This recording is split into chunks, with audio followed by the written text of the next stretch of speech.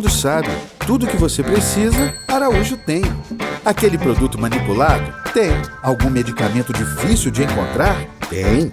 Vacinas? Tem de vários tipos. E ração pro pet? Ração? Tem também. Tem tudo pro vovô, pra mamãe, pro bebê e pra quem ama novidade. E se você tem pressa, ali no site e no app da Araújo tem clique e retire. E também entrega em todo o Brasil. Precisou? A Araújo tem tudo e um pouco mais. Bem, bom dia a todos. É uma alegria estar começando o nosso Conexão Mulheres, a primeira versão com um formato desse que a gente faz nesse ano de 2021, tendo como objetivo, obviamente, homenagear, realçar a importância das mulheres nesse mundo que a gente vive, nesse momento que a gente vive, e nada melhor que fazer uma junção de mulheres altamente reconhecidas, competentes, para que a gente possa abrir o ano com o primeiro Conexão mensal, ainda no formato digital. E agradecer a cada um dos patrocinadores, em meu nome, em nome do Paulo César, em nome do Conexão.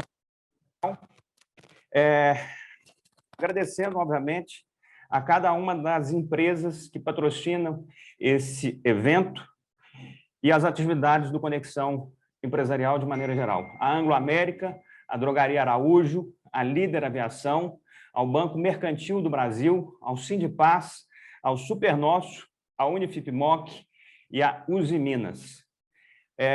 A gente acabou de assistir agora um comercial da Drogaria Araújo.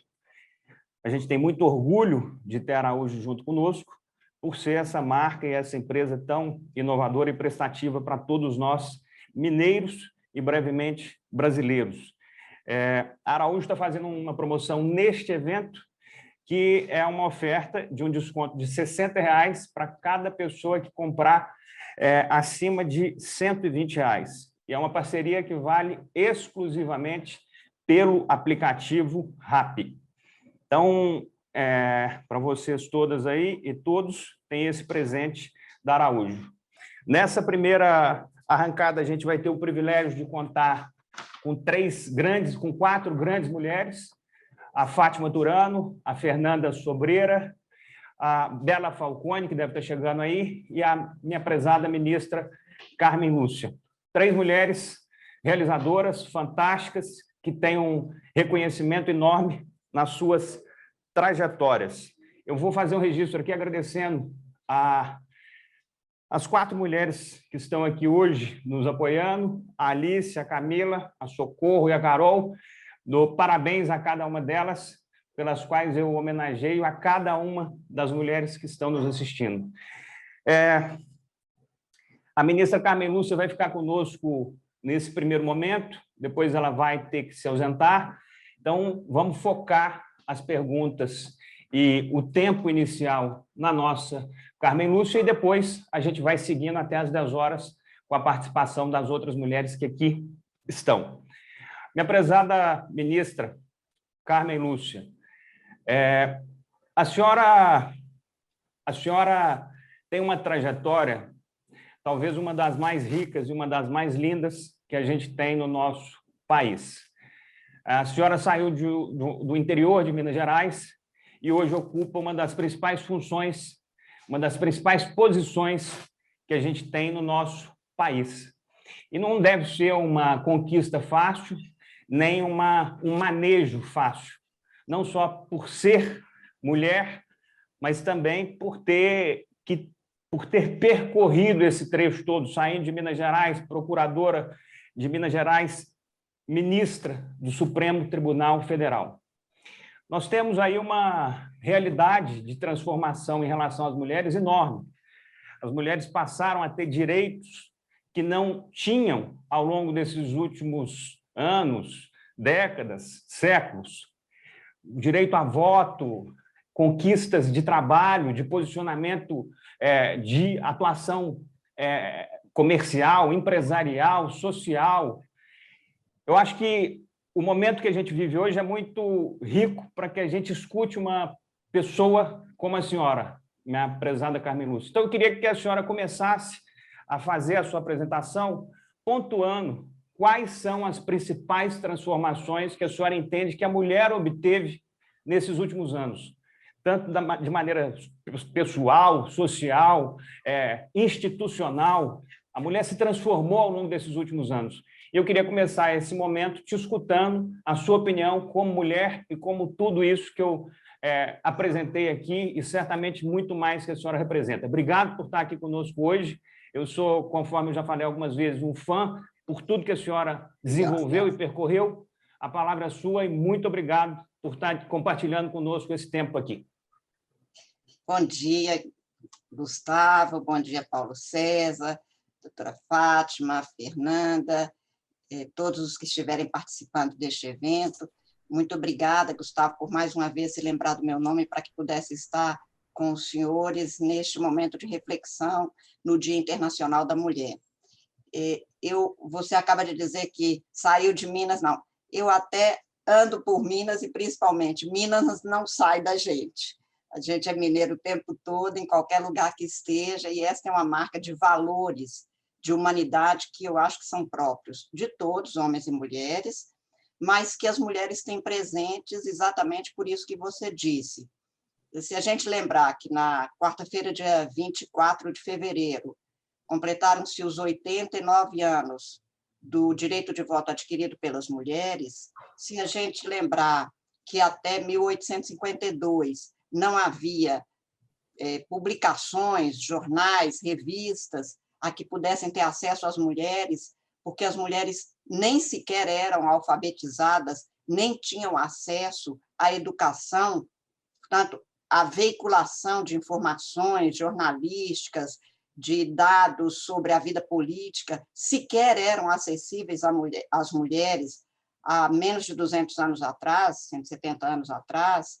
As primeiras revistas dedicadas às mulheres eram sobre questões domésticas, e as primeiras jornalistas que apareceram trazendo a necessidade de a mulher também participar no sentido de colaborar com a sociedade, nós vamos ver que, como você acaba de dizer,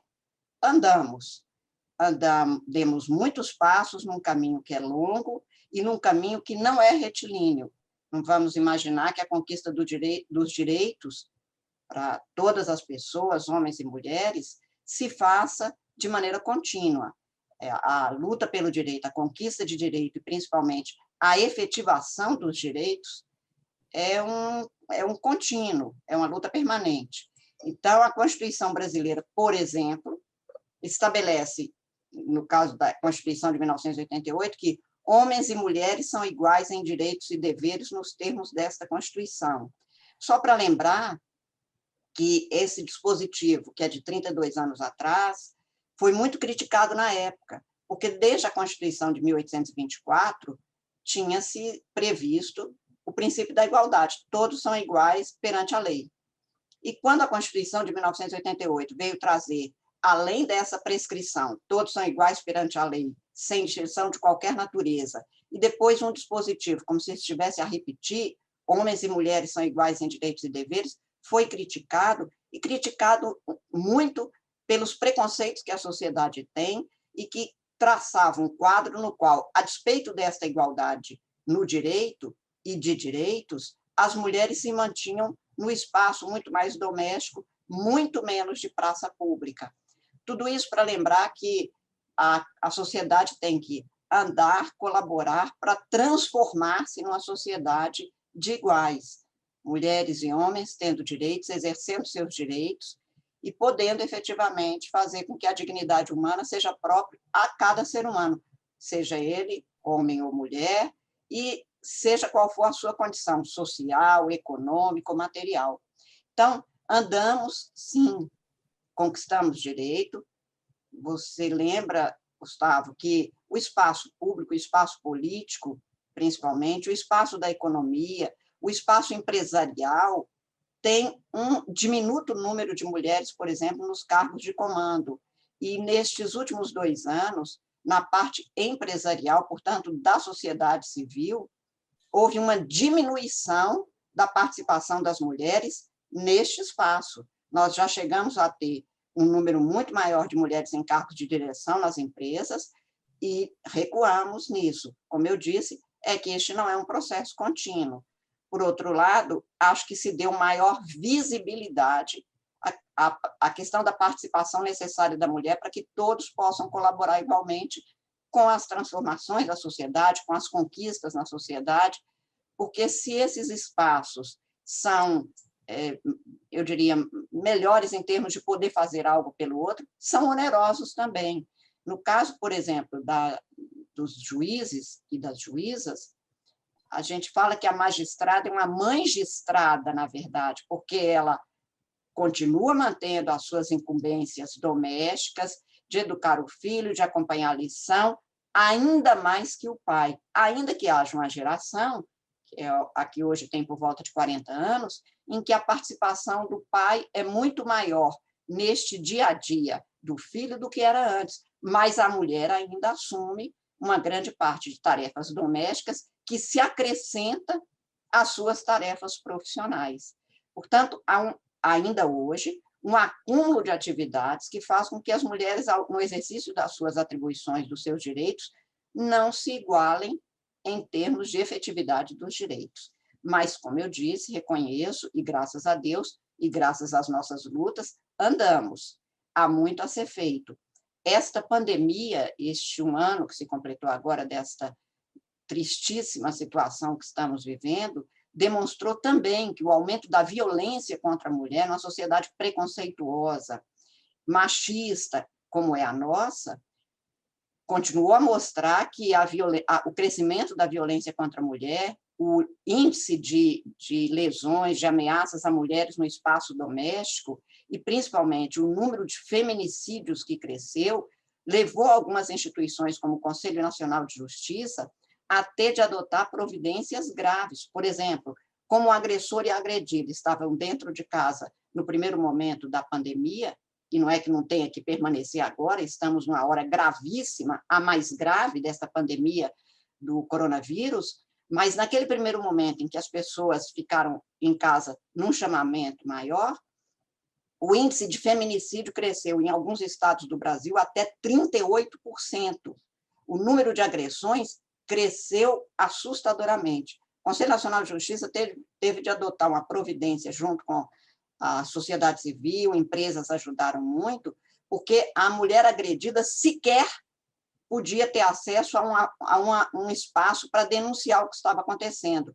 Pelo que nós resolvemos que a mulher poderia fazer uma marca na sua mão, que podia ser de batom, de uma caneta, e chegar numa farmácia e mostrar a palma da mão para o farmacêutico, que então tomava a providência de denunciar o que estava acontecendo, porque ela não poderia sequer denunciar, porque se ela denunciasse, até pela força física, a violência podia ser maior contra ela. Nesta pandemia, as mulheres sofreram mais, o desemprego foi maior de mulheres, o ônus, portanto, foi muito maior de mulheres, o que demonstra isso. Ainda temos uma sociedade na qual os ônus sociais, econômicos e políticos sobre a mulher são maiores do que aqueles que recaem sobre os homens e que, num momento grave como este da história da humanidade, por essa pandemia sanitária, uma pandemia de valores éticos, uma pandemia econômica, porque o capitalismo se põe precisando de vacinas, das vacinas contra o vírus, mas de vacinas contra as vacilações, as oscilações de um mercado que, a cada movimento, pode gerar um desemprego enorme. No caso brasileiro, estamos com 14 milhões de desempregados oficiais, mais aqueles que não têm um trabalho. Então, estamos vivendo um momento de profundos desafios. Eu acho que esse 8 de março de 2021 é um dia de reflexão para homens e mulheres que querem uma vida mais em paz, porque eu acho que o ser humano tem vocação para ser feliz. Ninguém nasce com vocação para ser infeliz.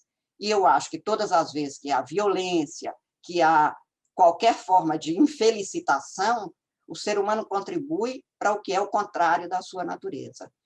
Portanto, eu acho que este é um dia de reflexão, não temos o que comemorar, na minha compreensão de mundo e das coisas, o ônus é enorme para quem ocupa um cargo público e, portanto, tem o dever constitucional, no meu caso, o dever legal, e eu acho que o dever humano de ser solidário com os outros. Nós estamos todos enlutados por 265 mil mortos pela Covid. Nós temos um momento, portanto, em que nós precisamos de pensar como nos unirmos, nos responsabilizarmos e nos solidarizarmos para superar uma sociedade na qual todos são iguais na lei. Essa é uma conquista constitucional do ser humano e, no caso, do brasileiro, mas que ainda precisa de um caminho que talvez não seja tão curto, Gustavo, para que a gente tenha nessa conquista constitucional uma realização social. Eu acho que, e agradeço mais uma vez o espaço que os senhores oferecem para que a gente possa refletir sobre isso, saber como a gente pode fazer a leitura deste momento e, então, concluir sobre o que devemos fazer agindo no sentido de uma transformação deste triste quadro que estamos vivendo neste momento. Porque, como eu disse, eu acho que continuamos a ter os nossos mesmos sentimentos de busca de vivermos bem, de fazermos da aventura humana um espaço de alegrias. Eu sei que, como dizia Guimarães Rosa, felicidade é só umas horinhas de descuido, mas eu acho que a gente podia trabalhar para ter mais horinhas de descuido, e isso se faz com cuidado com o outro, e não com descuido do outro. Por isso, eu agradeço esse espaço que me foi oferecido, para que eu estivesse aqui com os senhores, mais uma vez, ao meu bom amigo Paulo César, amigo de longa data, e que tem tido este compromisso permanente de pensar o Brasil, pensar a sociedade, pensar as grandes questões que afligem em determinados momentos, mas que também levam a um aperfeiçoamento das instituições e um maior comprometimento das pessoas. Agradeço enormemente. Como você disse, como eu tenho outro compromisso no tribunal, eu tenho de pedir licença, mas, mais uma vez, não apenas cumprimentando pela realização deste evento, eu agradeço essa oportunidade de poder saber que, em Minas Gerais, o Paulo César de Oliveira continua sendo um grande motor de realizações de grande porte. Muito obrigada, Gustavo, mais uma vez. Eu que te agradeço, ministra. É sempre muito bom te escutar. Por tudo que eu já comentei aí nesse início, a senhora realmente conseguiu fazer um trajeto de vida único no nosso país, não se vendeu a tentações pequenas, manteve seu compromisso com o Brasil, mantém seu compromisso com a Constituição, com a população. Então, muito obrigado por ser isso para o Brasil. Obrigado pela presença aqui conosco. Obrigada a você, obrigada, Fernanda, que eu vejo aqui a Fátima, e principalmente meu abraço amigo, Paulo César, por mais essa oportunidade de estar com você. Ministra, deixa eu fazer uma pergunta. Claro, por favor. Dos 11 ministros do Supremo, apenas 2 são mulheres. Isso mostra como é difícil romper as barreiras do gênero? Isto mostra o retrato de uma sociedade na qual, até a década de 50, 60, Paulo César, não havia um grande número de mulheres sequer nas faculdades de direito. Então, a gente tem um quadro de advogados, juízes, membros do Ministério Público, no qual a participação da mulher é diminuta. A ascensão que se faz a estes cargos, por exemplo, de tribunais, se compõe com estes quadros. Então, à medida que isso foi aumentando também a possibilidade de as mulheres chegarem. Agora, há, inegavelmente, uma tendência a que, não por ter maior número de juízes, por exemplo, na Justiça do Trabalho, o maior número é de mulheres, incluídos nos tribunais regionais do trabalho. Nos tribunais estaduais, nós temos um número muito pequeno. Nós temos um tribunal no Brasil com 57 desembargadores e uma mulher, sendo que na base, por concurso público, o número de mulheres hoje é muito maior em alguns concursos do que os homens. Mas há um dado que é da sociedade. Por exemplo, para chegar aos tribunais, eu nem digo ao Supremo, a primeira mulher que chegou ao Supremo foi a ministra Ellen Grace em 2000, mas, e fomos só 3, a ministra Ellen, eu e a ministra Rosa Weber, mas nós vemos que para se chegar, ou se tem uma trajetória em que você precisa de trabalhar 2 vezes mais, o seu trabalho aparecer, porque você não tem esta outra prática de ter acesso a políticos, de frequentar determinados lugares. Os homens se conhecem e é algo que é quase natural. Por exemplo, há um jogo de futebol no qual aparece alguém que apresenta o desembargador, que amanhã vai saber que aquele advogado... Então, há toda uma tessitura social e há uma institucionalização de acesso aos cargos de direção que não se passa facilmente para as mulheres. Então, eu acho que, em grande parte, também tem isto que eu me referia antes do que o Gustavo falou, quer dizer, há uma trajetória na sociedade em que as mulheres são mesmo mais acanhadas. A gente nem cogita, eu falo assim, eu nem sei, até porque eu fui procuradora de Estado por concurso público, fui professora da PUC Minas por concurso, apesar de ter até me formado lá, mas entrei por concurso. Então, a gente não tem nem acesso, porque eu fui para um cargo de juíza do tribunal para julgar. Esta outra parte de política e tal, eu não sei fazer e continuo não sabendo, porque este espaço não é um espaço que eu frequentei tanto, né? Então, eu acho que isso que você falou é uma demonstração mesmo de uma sociedade que agora é que chega. Mas a gente hoje tem, na Suprema Corte Americana, por exemplo, que são 9 membros, e agora nós temos 5 mulheres lá, mas até há pouco tempo só tinha 2 também, né? A Sandra O'Connor, que foi a primeira na década de 80, também era uma exceção. E nos Estados Unidos, o número de mulheres em faculdade já era maior. É isso mesmo que você disse. Essa é a demonstração de uma sociedade na qual, em cargos de direção no espaço público ou no espaço privado, é muito pequeno. No Congresso Nacional, o número de parlamentares mulheres é um dos menores das Américas, no caso brasileiro. Isso tudo demonstra que nós temos um longo caminho ainda pela frente para que a sociedade considere algo absolutamente corriqueiro e normal, homens e mulheres, por competência, chegar à direção de empresas, à direção de, né, também nos espaços públicos. Esta é uma luta. Vamos a ela. Está claro, ministro. Obrigada mais uma vez. Obrigada, Gustavo. Um grande êxito neste grande evento. Muito obrigada mais uma vez, e mais uma vez, desculpa por ter que me ausentar. Obrigado a você pela participação conosco. Obrigada. Bem, então nós vamos seguir aqui com 3 grandes mulheres incríveis que são reconhecidas pela sua caminhada. Eu vou só fazer uma apresentação breve. A Fátima Turano é pedagoga com pós-graduação em gestão estratégica e mestrado em educação pela UTA de Portugal. É fundadora do Colégio Padrão e das Faculdades Integradas Pitágoras, hoje Unifip-MOC, onde é reitora. A Fernanda Sobreira também é pedagoga, psicopedagoga, com formações em relações humanas e metodologias facilitadoras. É também professora em cursos de pós-graduação. Já exerceu diversos cargos na área de educação, é membro dos conselhos do setor e atualmente é assessora de relações institucionais de educação básica da Somos Educação. A Bela Falcone, minha prezada amiga, é marechal e mestra em nutrição e pós-graduada em teologia. Ela é empresária, palestrante e influenciadora digital. É também conhecido como Musa Fitness e se tornou referência quando o assunto é nutrição, tendo se consagrado nas redes sociais a partir de 2012, com suas rotinas de treinos e alimentação.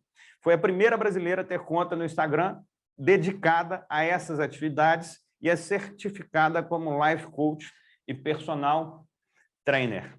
Então, nós temos aí 35 minutos para poder escutar essas mulheres tão importantes.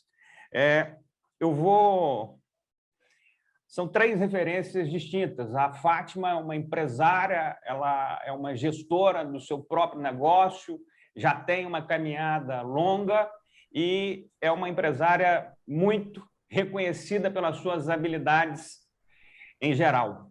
A Fernanda Sobreira é uma grande personagem da educação em Minas Gerais, tem essa atuação que eu já comentei e tem uma riqueza de conhecimento e de visão enorme. Vai ser uma alegria escutá-la aqui. E a Bela é essa figura aí mais do que reconhecida nas redes sociais e agora está começando um programa de TV que certamente vai ser tão sucesso quanto a caminhada dela de maneira geral.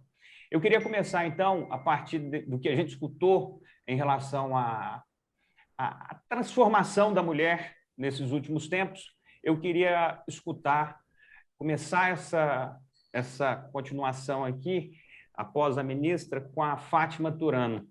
A Fátima talvez seja a mais experiente entre as três e tenha um fator aí, a Fernanda pode ter similar, mas a Fátima de uma maneira muito próxima, enxergando de duas visões, como gestora, empreendedora e como professora pedagoga. Você certamente observou muito, Fátima, ao longo desses últimos anos, dessas últimas décadas.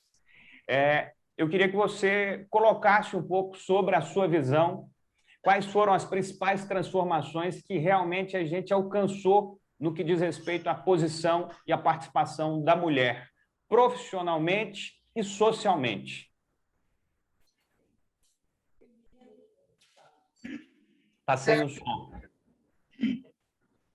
Bom dia, eu abraço a todos, principalmente a Fernanda, de longas datas, né, Fernanda?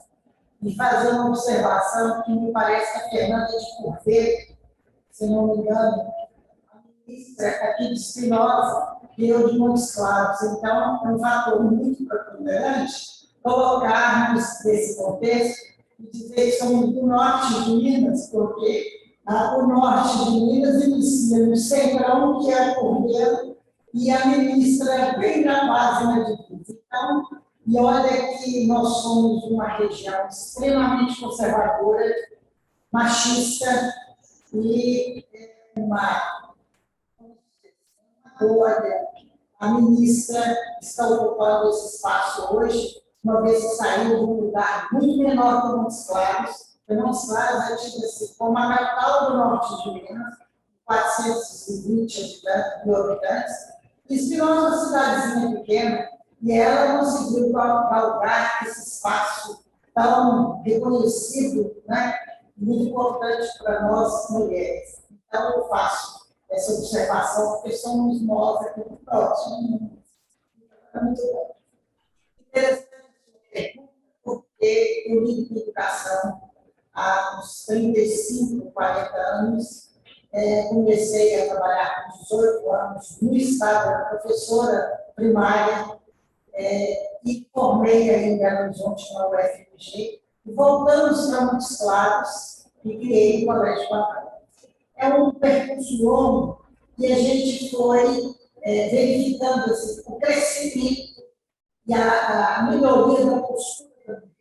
Evidente que nos idos tempos dos 80, né, era uma visão completamente diferente, a mulher muito mais uma dona de casa, preocupada assim, que os filhos galgassem aquele espaço de médico, dentista ou engenheiro. Essas são as profissões que a gente, como escola, tinha obrigação de preparar os alunos para isso. E principalmente os homens.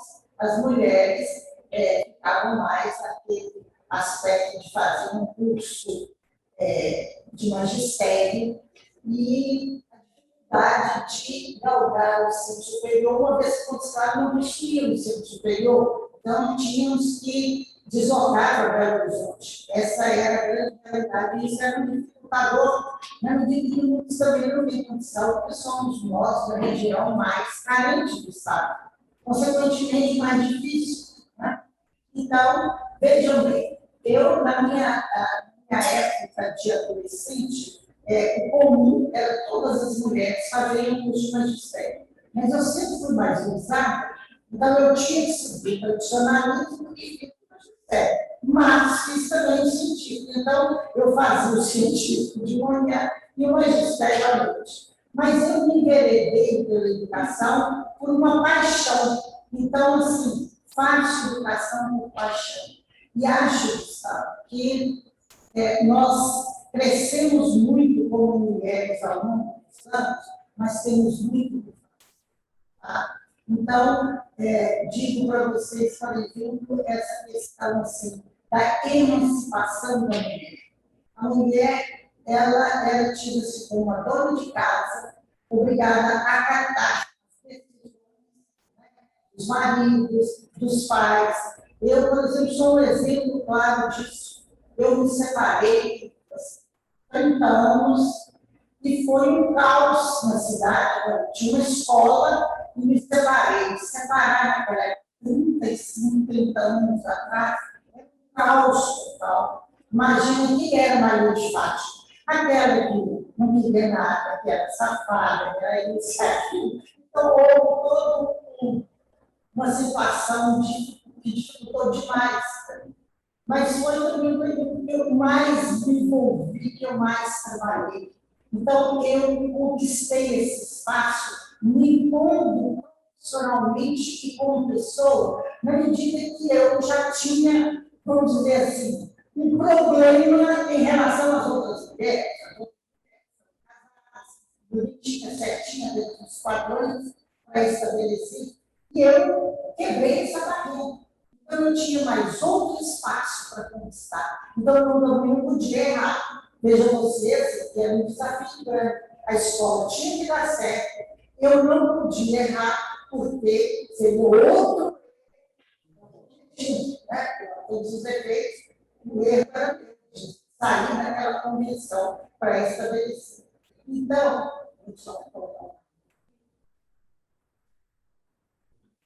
isso eu acho que gerou também nas alunas que eu tinha assim, aquele respeito pela minha posição. Eu tinha as minhas convicções e, em cima dessas convicções, eu me fiz. E outra coisa muito importante é que a educação é um processo. E, nesse processo, você passa sua visão de mundo. Você acredita filosoficamente. Não que você vai fazer a cabeça das pessoas, mas você é um modelo.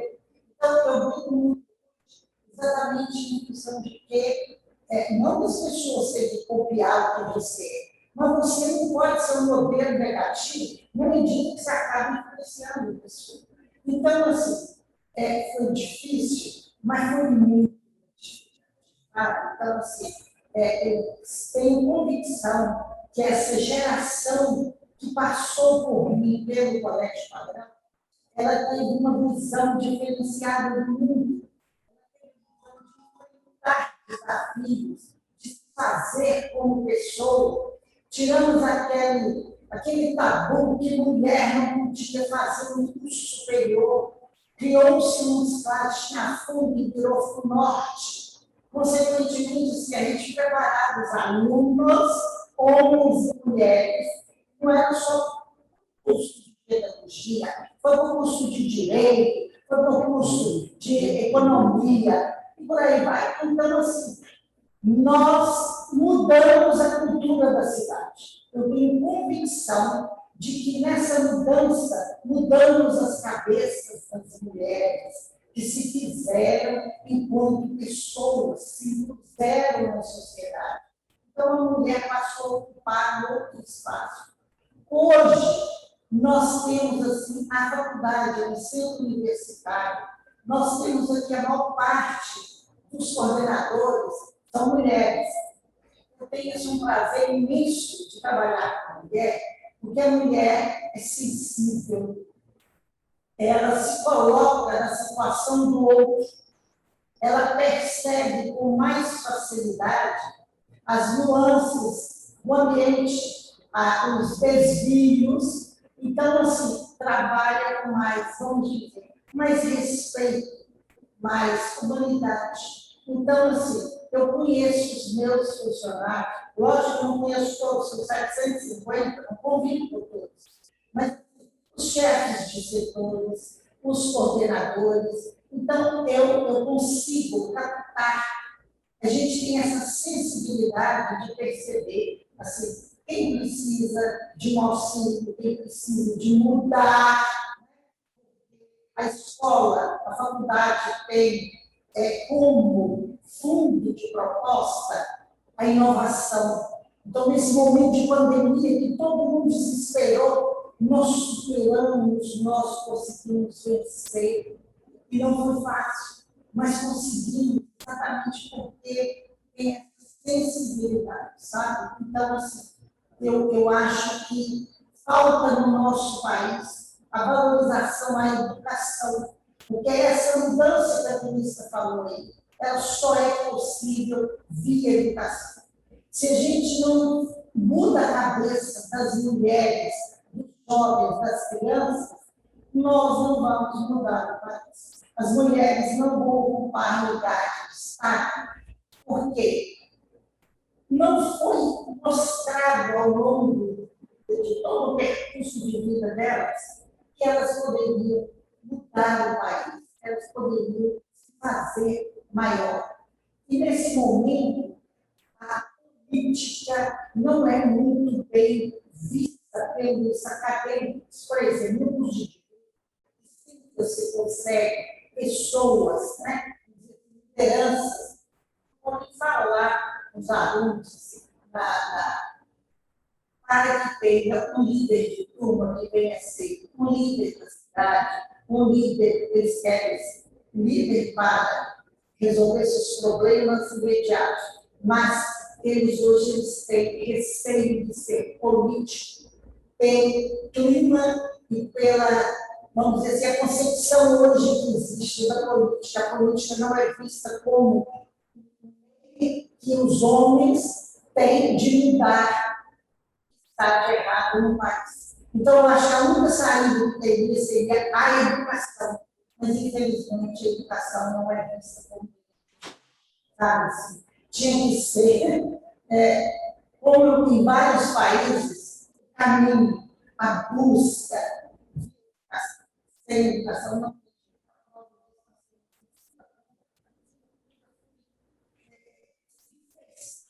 Com a educação, o primeiro ponto tomado para se trabalhar, para se refazer, foi a educação. Eles não tinham, vamos dizer assim, pedagogos, eles tinham os profissionais. E trabalharam a educação com os profissionais, os engenheiros, os médicos, os contadores, e por aí vai. E hoje está assim,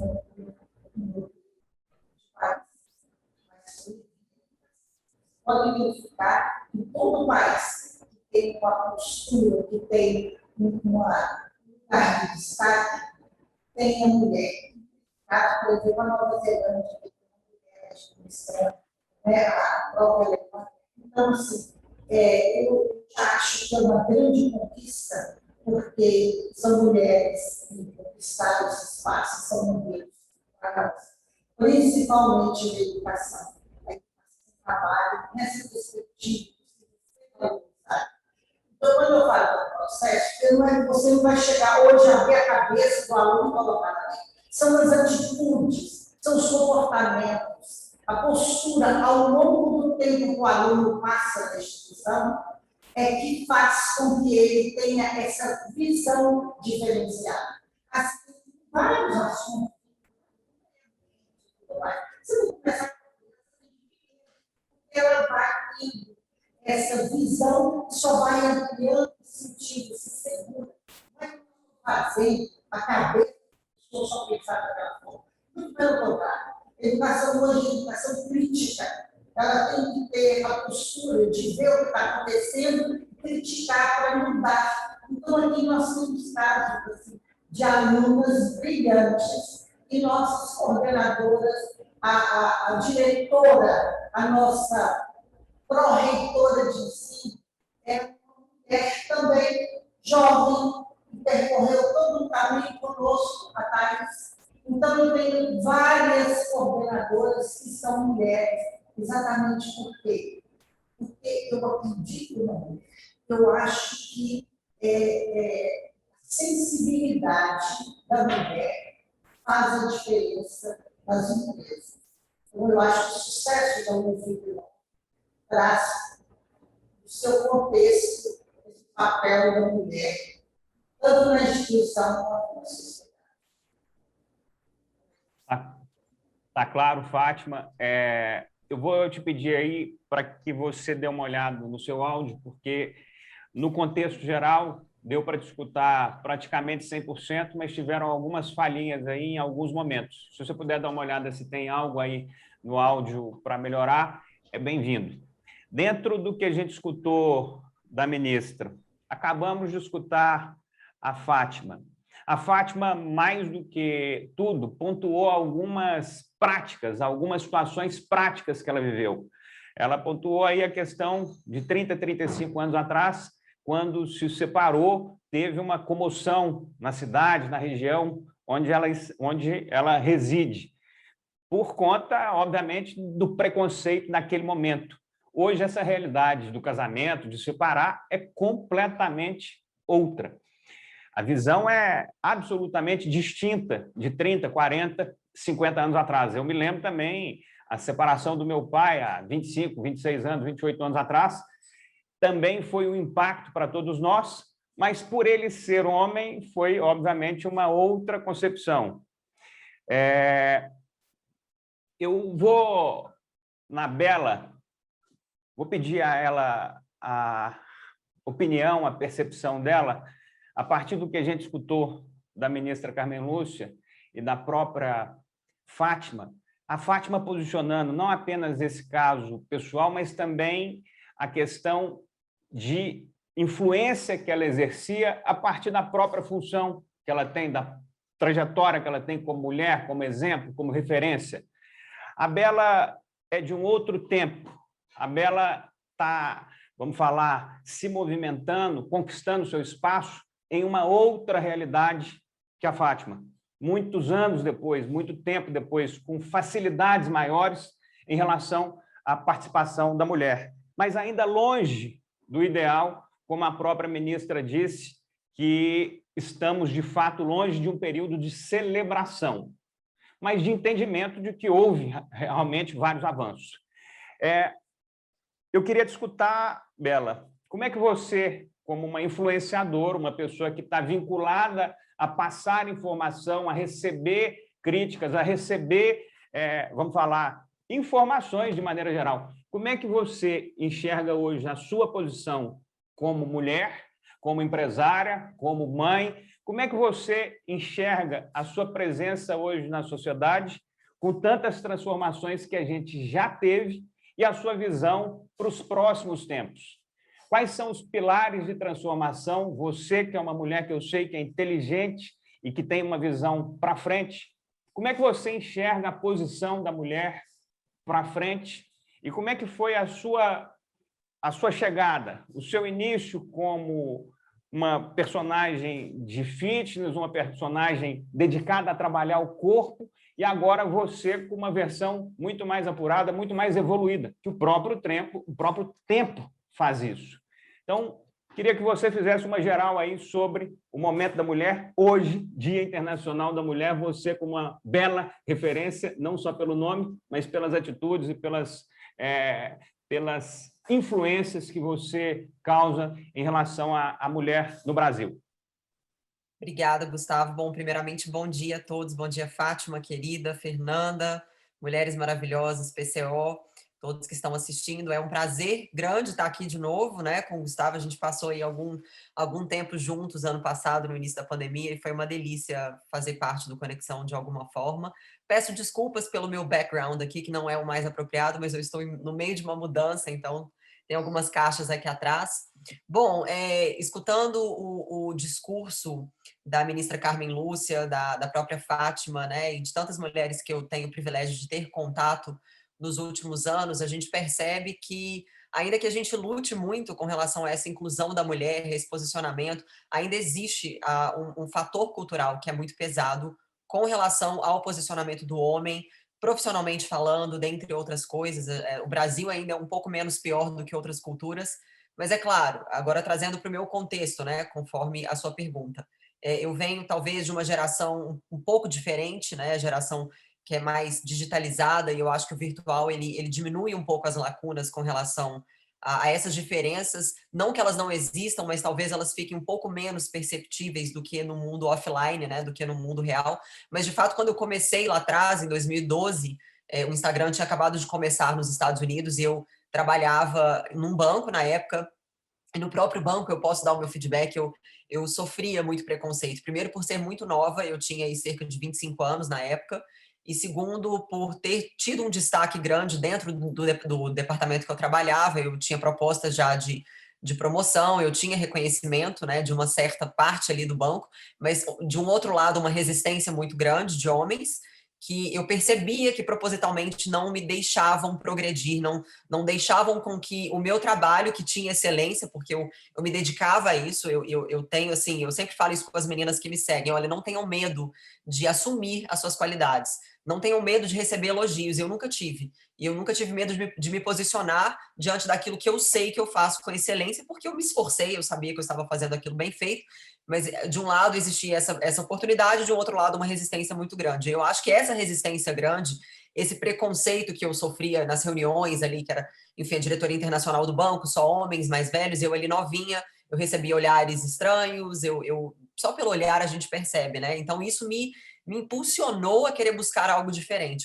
Eu pensei, eu não quero ficar nesse ambiente onde eu sinto uma opressão muito grande. Eu sei quem eu sou, no entanto, eu não sou reconhecida. Eu acho que aqui eu vou viver uma vida extremamente oprimida, e eu não quero isso para mim. Então, isso, de uma certa forma, foi bom, porque me impulsionou a buscar novos caminhos, e foi aí que eu decidi pedir demissão com uma proposta já de gerência. Eu falei, não quero isso para mim, e fui trabalhar no meu próprio universo ali de rede social, enfim, como influenciadora. Fui estudar nutrição e comecei a minha história ali, empreendendo na rede social e fora dela, e sofri também muitos preconceitos. Eu pensei que eu sairia do banco e não sofreria preconceitos no online, mas é claro que a gente faz parte de um mundo que, infelizmente, ainda é muito machista.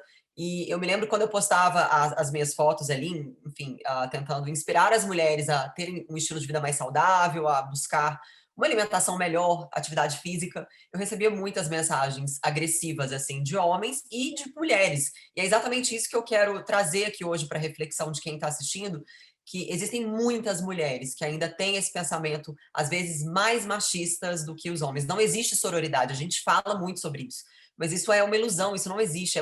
Tudo é muito bonito na teoria, né? A gente vê agora, por exemplo, eu não assisto Big Brother, mas a gente vê as notícias, né? As pessoas cancelando uma mulher porque ela cancelou um homem. Então, ou seja, pagando mal com mal, fazendo com ela a mesma coisa que ela fez lá dentro. Então, esse é o mundo que a gente vive.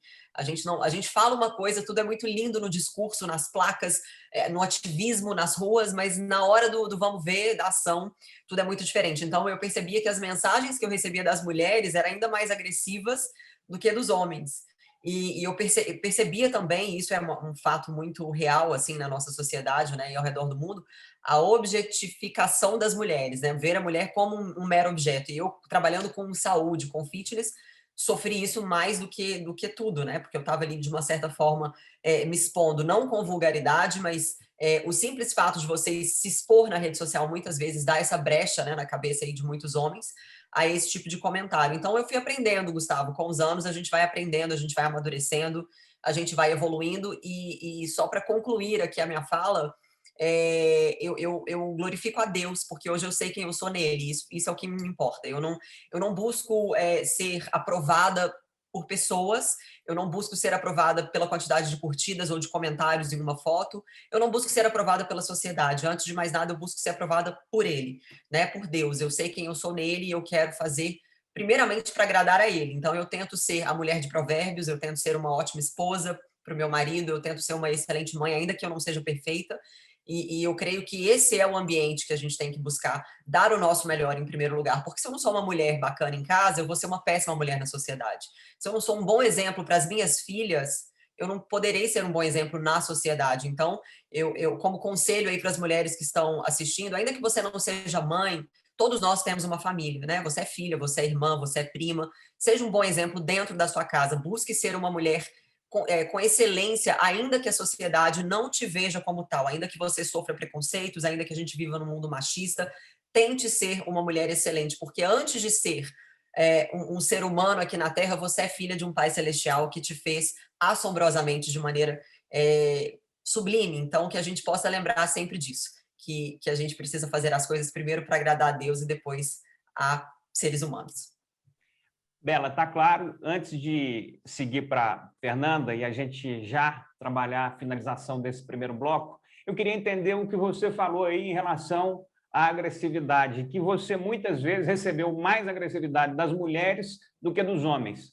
Por que isso e como é que eram essas agressividades? Ou são, ou o que for? Só um minutinho, Felipe, vou entrar numa reunião. Ok, desculpa, gente. Agressividade no sentido, por exemplo, quando eu postava uma foto, lá atrás, quando eu mudei completamente, eu saí do sedentarismo e comecei a treinar, né? E aí teve uma mudança muito clara no corpo, né? Na forma física de alguém que era extremamente sedentária para alguém que começou a treinar e teve uma mudança real em todos os sentidos. E aí, quando eu postava uma foto de antes e depois, ou enfim, da minha evolução, as mulheres falavam, você parece um homem, esse abdômen é igualzinho de homem, você está horrível. É claro que eu sabia que, né, na minha concepção, para mim aquilo era muito bonito e graças... E isso eu falo muito, Gustavo, foi até bom você ter me dado esse gancho, porque eu falo muito, principalmente, eu tô com 35 anos, eu me considero uma pessoa muito jovem ainda, mas tem mulheres ainda mais jovens do que eu, com 18, 19 anos, que muitas vezes travam na caminhada porque recebem uma crítica de uma outra mulher.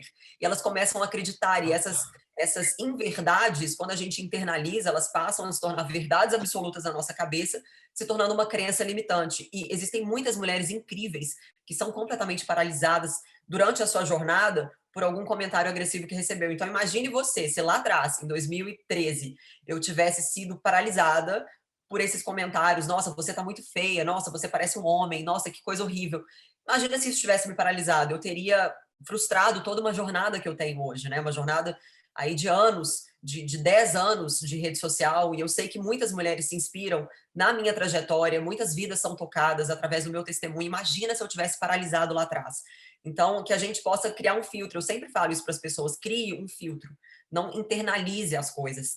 Tenha discernimento e sabedoria. Peça a Deus que Ele te dê sabedoria, porque Ele é fonte inesgotável de sabedoria. Ele dá, assim, sem medida.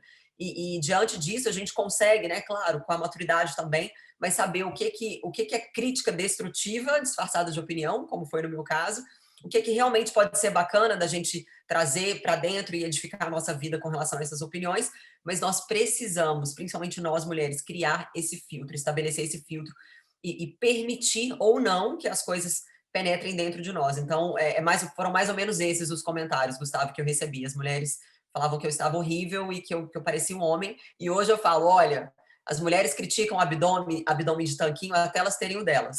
É basicamente isso. Pura inveja. Doutora Bela, ótima colocação. Não foi à toa que eu deixei a Fernanda aqui para encerrar esse nosso primeiro módulo. Eu vou te colocar nas mãos aí, minha cara Fernanda. A missão não é a primeira vez, já te fiz isso numa última vez, se não me engano, para que você encerrasse o bloco fazendo a sua observação geral. A ministra teve aí a sua fala, falando de maneira institucional, mas das conquistas que as mulheres tiveram, estão tendo, por mais que, repito, não seja momento de celebrar, mas são conquistas reais. Fátima veio com alguns exemplos práticos da própria transformação dela como mulher, como empresária, e a Bela agora não só colocou a sua vida, o seu testemunho aqui como mulher, mas também citou uma reação que as mulheres tiveram a partir do momento que a viram melhor, que a viram mais bem, vamos falar, mais bem fisicamente e mentalmente também, de maneira geral, mas eu acho que isso está muito mais por uma inveja. Aquela mulher está ficando muito bonita, está ficando muito maravilhosa, do que eu acho que é o que ela falou ali no final, a crítica destrutiva e a crítica construtiva. Então, para que a gente encerre, já siga para a finalização deste primeiro bloco, eu queria, minha cara Fernanda, você como uma mulher de conhecimento, que observa também tantas formações, finalizasse aí esse primeiro bloco nosso falando sobre como é que você entende cada passagem que a gente teve, como é que você vê o futuro como mulher. A gente está passando aí por um momento de pandemia único pelo mundo e, obviamente, por outras transformações que estão acontecendo. Então, como é que você enxerga o que foi dito e esses próximos anos, 2021 a 2031? Quais são as principais transformações que você enxerga que as mulheres têm que buscar e estão prestes de acontecer? Gustavo, muito obrigada pelo convite para estar aqui hoje. Você, o Paulo, vocês estão me fazendo vivenciar uma questão que eu acho fundamental na sociedade hoje. A palavra mais cara é confiança. Olha a confiança que você está depositando em mim, inclusive para encerrar esse bloco, né? Muito obrigada. Eu acho que confiança é um elo. Vocês estão me ouvindo bem? Sim, agora sim. Ótimo. É um elo fortíssimo nas relações hoje, em todas as relações. Então, eu sou uma privilegiada por ser merecedora da confiança de vocês para estar aqui falando, né, nesse dia tão significativo para nós. A ministra começou de uma forma muito tranquila, como é característica dela, né, colocando para a gente os desafios da mulher, principalmente na função e na carreira, como a dela, né? A responsabilidade de ter a palavra final em tantas questões que são tão sérias para a nossa sociedade, e como ela nos orgulha com essa serenidade, com essa tranquilidade, principalmente com essa clareza dos objetivos. Ela mesma citou a palavra valores, né? São os valores que nos regem, independente do gênero feminino, masculino, são os valores que regem qualquer profissional. E a mulher tem uma identidade muito grande com esses valores em função da questão da própria maternidade. O que ela tem que passar no processo educativo? Qual a responsabilidade dela no processo educativo? A ministra nos colocou isso com uma tranquilidade tão grande, citando inclusive Guimarães, né, que era uma enorme referência nas relações humanas a partir da simplicidade. Toda a sua obra, todo o seu percurso foi em cima das relações simples.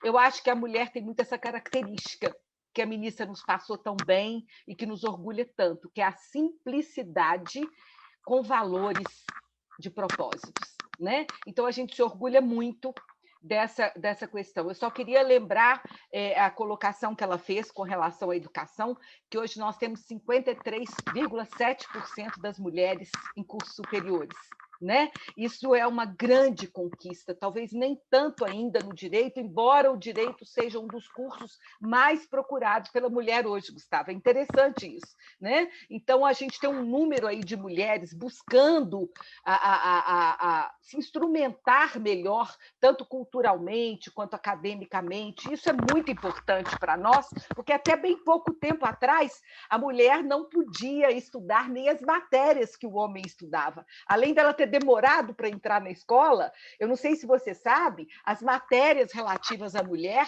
eram as matérias do lar, era o bordado, a cozinha, a costura, né? Quem podia estudar geometria, quem podia estudar as coisas exatas era o homem. E isso foi acontecendo na medida que as conquistas das mulheres foram sendo mais significativas. Aí entrou a Fátima, né? E a Fátima, quanto tempo nós já trabalhamos, já nos encontramos aí no percurso educacional, né? E a Fátima foi tão gentil citando a questão da mineiridade, realmente a gente tem muito orgulho dela, né, Fátima? Como temos muito orgulho da sua história também, que de uma certa forma eu acompanhei, não só como educadora, mas como vizinha, né? Em Curvelo, eu secretária de educação, diretora de escolas também, e mais ou menos a mesma trajetória, admirando a coragem, a garra e principalmente a competência da Fátima. Isso é muito importante a gente colocar, sabe? Porque nada acontece por acaso. Para ela chegar aí onde ela chegou, foram muitas histórias. E eu achei muito interessante a coragem dela de colocar a separação, né? Numa live como essa. A Fátima sempre foi muito corajosa, muito franca, muito transparente, né? E na época que ela se separou, eu fiquei viúva.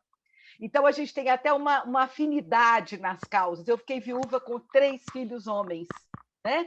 E aí a gente acaba se afinando aí nas experiências, porque uma mulher viúva também, há 20 e tantos anos atrás, era uma mulher que estava à busca de outro relacionamento, né? Era uma mulher, inclusive, que ameaçava, de uma certa forma, as outras mulheres. Então, isso tudo fez com que a gente ficasse mais afinado, né?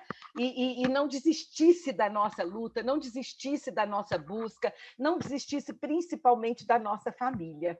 E eu tentei educar os 3 filhos e vejo hoje que consegui, com uma outra postura, como disse a ministra Fátima, assumindo mais a questão dos filhos, assumindo mais a sua vocação, né, humana, e não de gênero.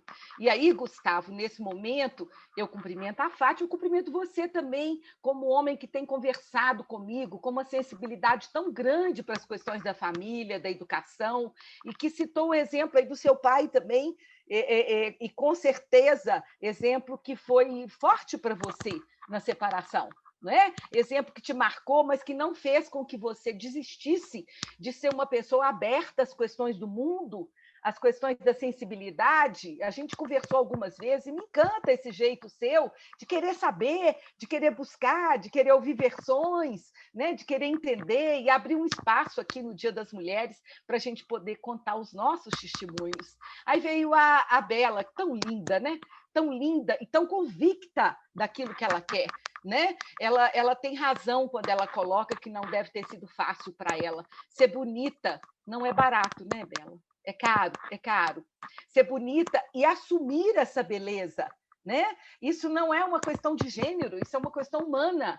Essa dificuldade em lidar com o sucesso do outro, essa dificuldade de bater palma para o outro, e eu queria te dizer que eu bato muitas palmas para você, né? Obrigada. Pela sua fé, pela sua essência, pela sua luta permanente. Isso é muito importante. São exemplos que nós temos de coragem de buscar um movimento de beleza, de coragem de buscar um movimento que recheie a beleza com conteúdo, como você nos mostra, né?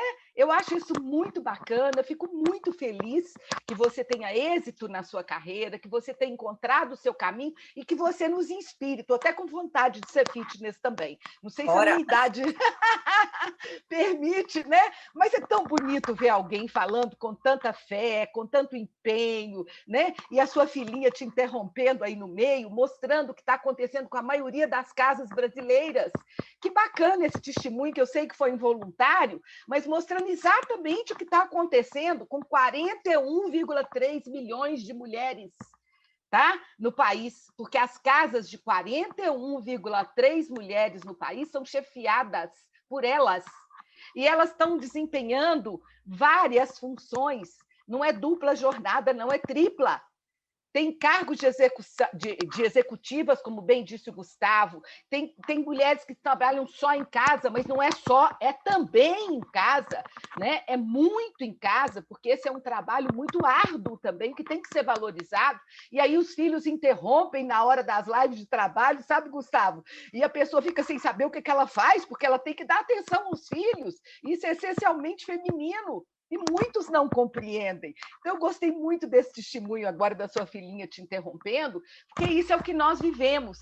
E aí, eu vou voltar lá na ministra Fátima. Eu também não tenho muito o que comemorar, sabe, Gustavo? Quando eu vejo o Brasil como o segundo maior país em número de tempo sem aulas, sem escolas. Só ganha da gente a Bolívia. E não é pensar que são países de primeiro mundo que não abriram escola. Nós dois já conversamos sobre isso e você se mostrou extremamente sensível a isso. São países como a África, como a Nigéria, que tem muito menos tempo. São países onde a escola foi a última a fechar e a primeira a abrir, exatamente porque sabem a importância do processo educativo até para ajudar nessa pandemia, na consciência, na formação, nas regras, nos protocolos. A escola é o maior espaço de convivência do mundo. E nós temos profissionais capacitados para ajudarem nesse processo tão difícil. Eu não considero a escola somente essencial nesse tempo, eu considero a escola necessária. Aí a gente vê os nossos governantes, eu vou usar uma expressão jovem, tocando terror na sociedade, com dados que a gente sabe que são infundados, porque dificilmente vão conseguir fazer o sistema público funcionar bem. E, às vezes, as mulheres, sabe, nesse processo de sororidade que você falou, que realmente não existe, Bela, começam a colocar, isso são mães que querem ficar livres dos filhos. Isso eu sei que você apoia o movimento Juntos pela Educação, Bela, e te agradeço aqui agora por isso, muito, né?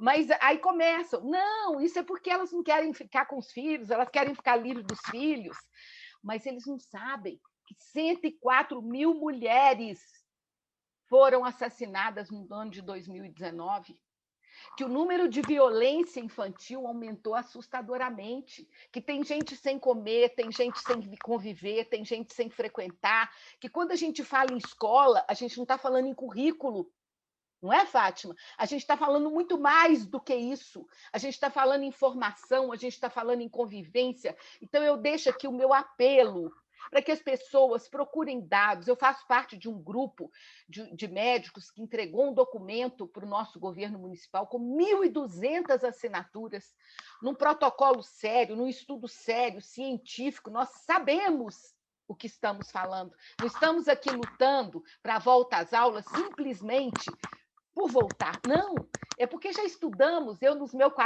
40 anos de profissão, assim como a Fátima, a gente não luta por causas infundadas, a gente tem toda uma experiência de vida que nos mostra a necessidade de mudar esse futuro, mesmo que a gente tenha que colocar a nossa cara para comentários indecorosos, como a Bela colocou, mesmo que a gente às vezes possa ser mal interpretado, mas não importa, o que importa é a nossa essência, como você bem colocou, como a Fátima colocou, como a ministra colocou. O que importa é o nosso compromisso com os valores que nos regem. No meu caso, eu sou uma educadora por escolha e por essência. E os valores que me regem estão ligados ao processo educativo.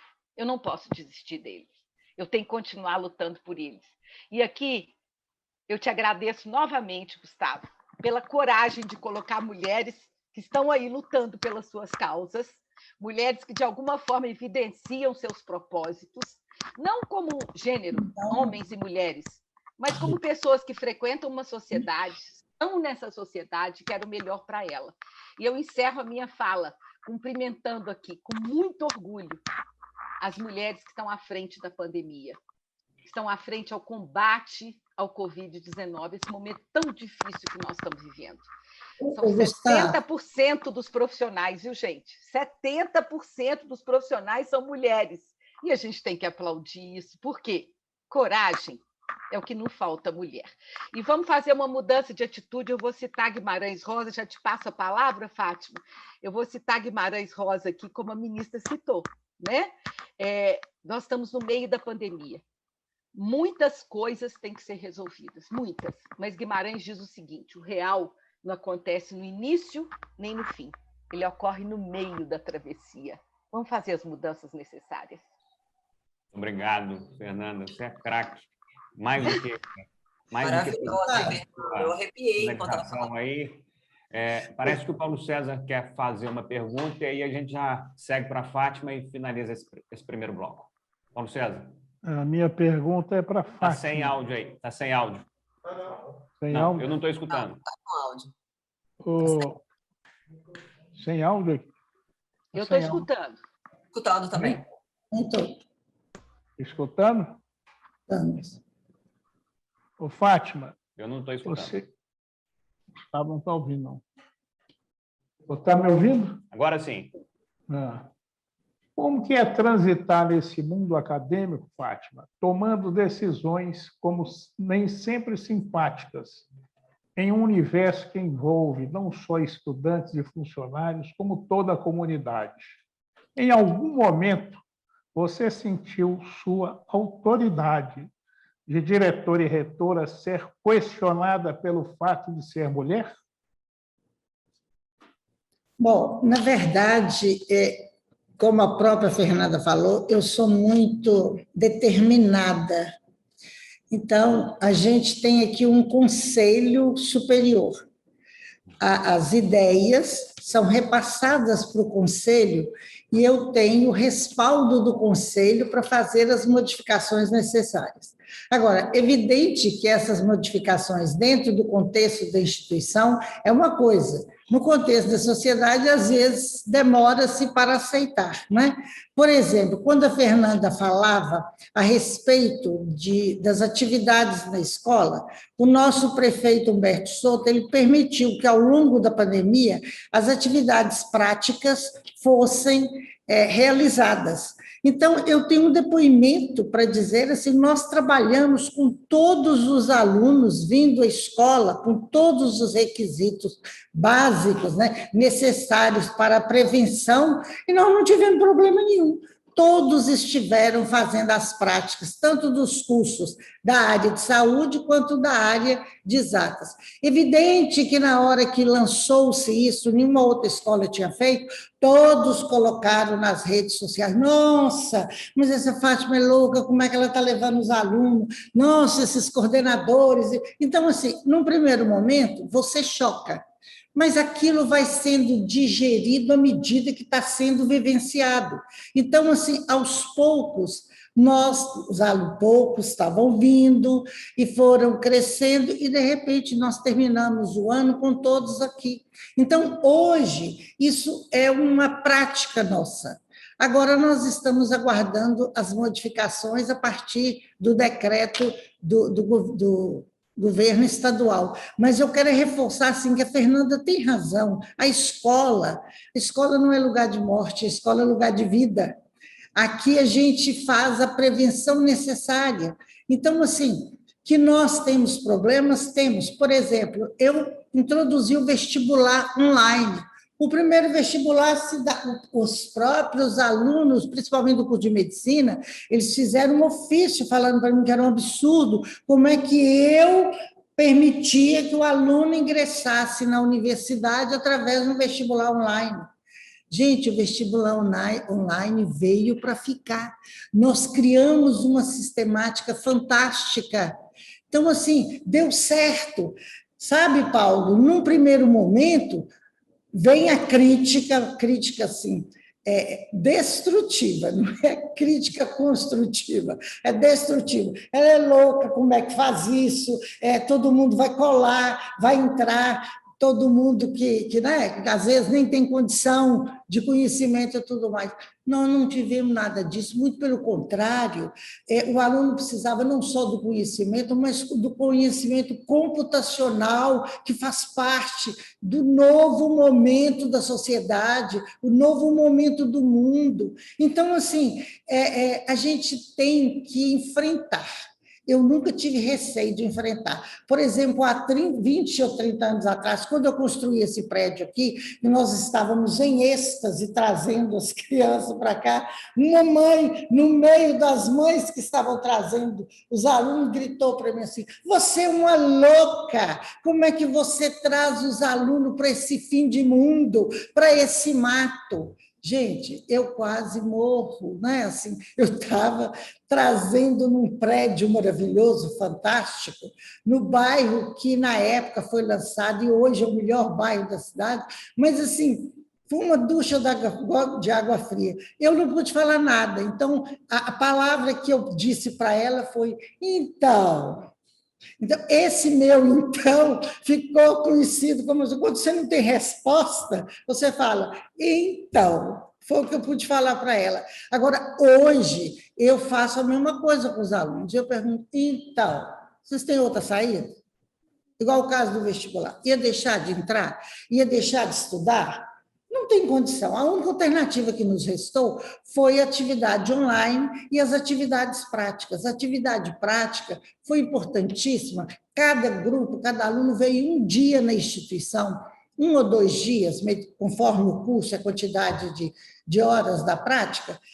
E esse momento era um momento, assim, que eram grupos de 10 dentro do laboratório, cada um num canto. Então, assim, mas havia, além do conhecimento, aquele momento de encontro, porque nós precisamos disso. Como a Fernanda colocou, a socialização, o estar com o outro, ainda que você não possa abraçar, não possa fazer, pegar na mão, mas você está vendo, você está conversando. Então, é um novo momento que a gente tem que enfrentar. e eu enfrento com tranquilidade. No momento, a gente se assusta, sabe? Você vai para casa assim, Jesus, de novo, mas a gente se refaz e começa de novo. Eu falo que aqui na instituição é o novo, de novo, sempre de novo.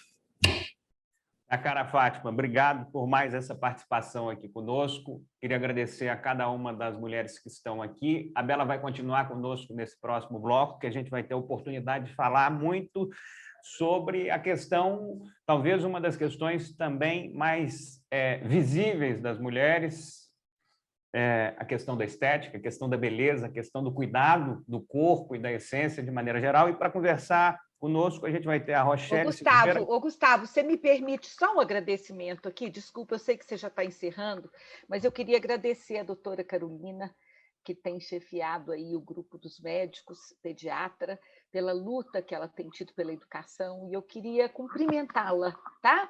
Cumprimentando a doutora Carolina, eu cumprimento todas as mulheres que estão lutando pela educação dos seus filhos. Muito obrigado.